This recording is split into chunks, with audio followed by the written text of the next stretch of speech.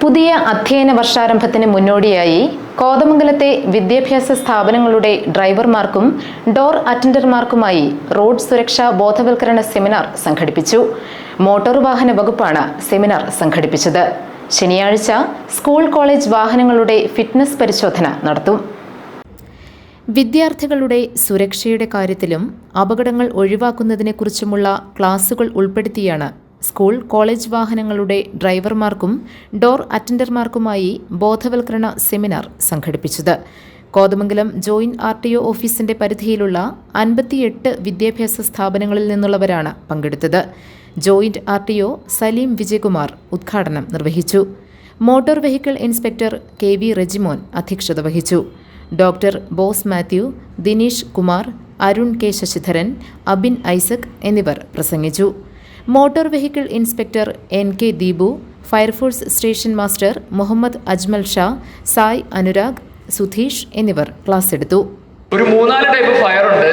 ഒന്നാമത്തെ ഫയറിന്റെ പേരാണ് A class fire. എന്താണ് A class fire? A class fire എന്ന് പറഞ്ഞാൽ ഖരാവസ്ഥയിലുള്ള വസ്തുക്കൾക്ക് ഉണ്ടാകുന്ന തീപിടുത്തം. ഖരാവസ്ഥയിലുള്ള വസ്തുക്കൾ നമുക്കറിയാം, പേപ്പർ, കാർഡ്ബോർഡ്, തടി, അങ്ങനെയുള്ള നമ്മൾ തൊട്ട് നോക്കുമ്പോൾ കട്ടിയായിട്ടുള്ള ഖരാവസ്ഥയിലുള്ള വസ്തുക്കൾക്ക് ഉണ്ടാകുന്ന തീപിടുത്തം നമുക്ക് A ക്ലാസ് ഫയർ എന്ന് വിളിക്കാം.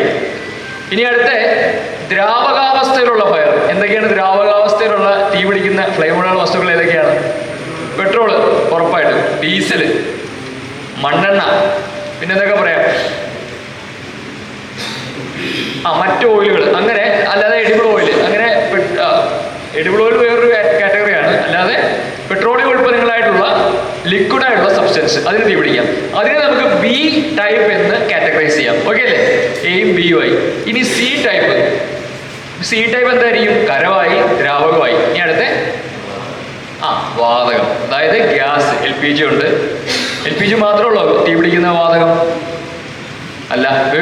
ശനിയാഴ്ച സ്കൂൾ കോളേജ് വാഹനങ്ങളുടെ ഫിറ്റ്നസ് പരിശോധന നടത്തും. തങ്കളം ബൈപ്പാസ് റോഡിൽ വച്ചാണ് പരിശോധന പൂർത്തിയാക്കുന്ന വാഹനങ്ങളിൽ സുരക്ഷാ സ്റ്റിക്കർ പതിപ്പിക്കും. ഈ സ്റ്റിക്കർ ഇല്ലാത്ത വാഹനങ്ങൾക്ക് സ്കൂൾ കുട്ടികളെ കൊണ്ടുപോകാൻ അനുമതി നൽകില്ല. ലംഘിച്ചാൽ കർശന നടപടിയുണ്ടാകും. GTV news, Kothamangalam.